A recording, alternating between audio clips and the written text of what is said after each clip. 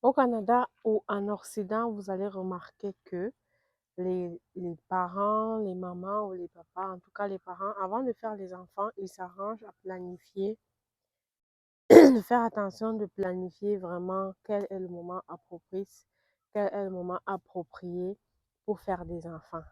Nous, on a tendance à croire que c'est pas nécessaire. Oui, c'est Dieu qui donne, oui, tu peux vouloir planifier et puis ça ne marche pas comme tu veux. Mais je te dirais que c'est vraiment important de faire attention à ça parce que à long terme, surtout en ce qui concerne le scolaire au Canada, c'est vraiment important de planifier les moments où tu conçois, les moments où tu accouches tes enfants parce que ça va être facile pour eux plus tard. Je t'explique là dans cette vidéo pourquoi c'est important si tu as la possibilité de concevoir facilement pour les femmes, les couples qui ont la possibilité de faire les enfants facilement sans avoir à passer par plusieurs chemins. C'est important de planifier les naissances de vos enfants. Je t'explique ceci tout de suite après.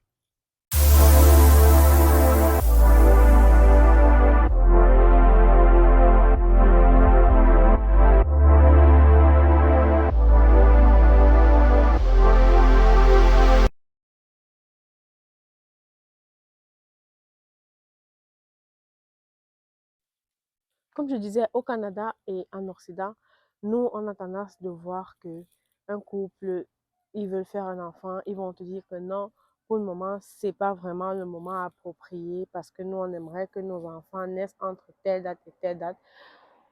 Pour nous, c'est souvent bizarre. Pour nous, c'est difficile à comprendre, mais pourquoi elle planifie les enfants, c'est bien, même si tu les as à n'importe quel moment, c'est pas, ça dérange pas. Pourquoi ils font ça?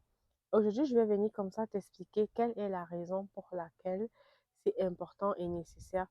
Pas primordial, mais c'est mieux si tu as la possibilité de le faire. Je t'explique ceci dans la vidéo. Avant de continuer, je vais me présenter. Je suis Judy Kael. Bienvenue sur la chaîne Entre Parents. Si tu n'es pas encore abonné, je t'invite comme ça à t'abonner.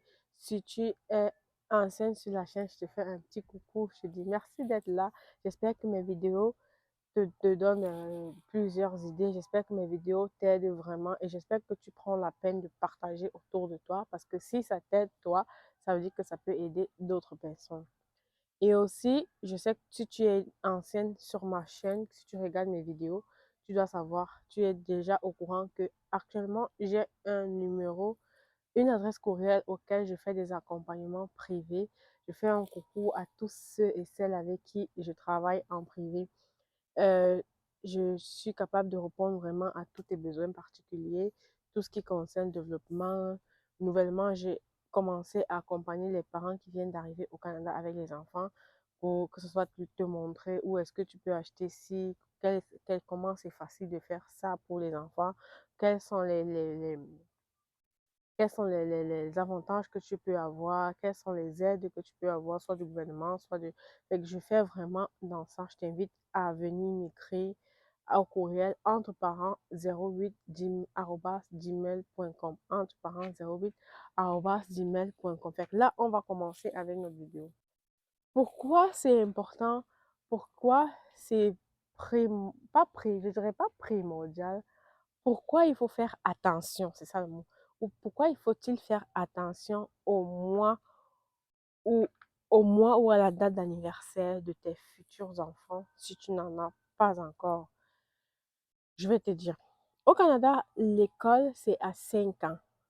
Et les enfants qui vont à l'école doivent avoir eu 5 ans avant le 30 septembre de la... En fait, si la rentrée, généralement, c'est en début septembre, fin août même, je dirais.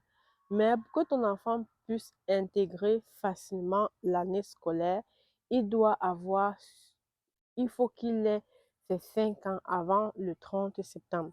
Fait que sur sa date d'anniversaire, s'il est né le 2 ou le 3 octobre, c'est possible que ton enfant ne puisse pas aller à l'école malgré qu'il aura 5 ans le 2 jours, 3 jours après la date qu'on a demandé.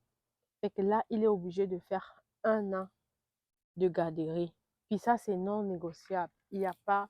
je sais qu'il y a les parents qui me disent que le gouvernement a mis sur place une sorte de test qu'on fait passer à ces enfants-là, les enfants qui sont nés tout le mois d'octobre.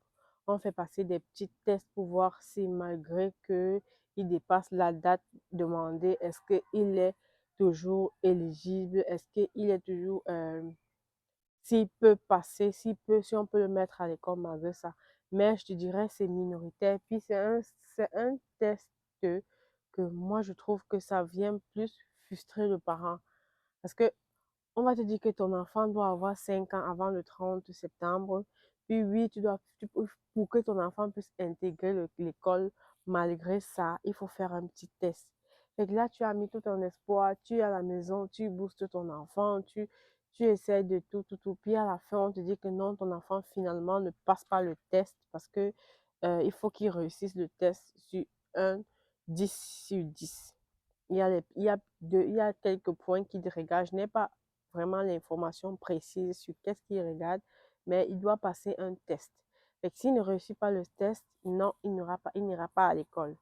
Fait que là, ton enfant va faire une année de plus à la garderie. Est-ce que c'est une année de perdu? Je te dirais oui et non. Oui, parce que ton enfant aurait pu aller à l'école cette année-là, mais il ne pourra pas parce qu'il doit faire un an de plus à la garderie, puis tu n'as pas le choix, tu peux rien faire. Tu vois que pour éviter cela, ce que les parents font, c'est que ils font l'effort que leurs enfants naissent entre janvier jusqu'à septembre.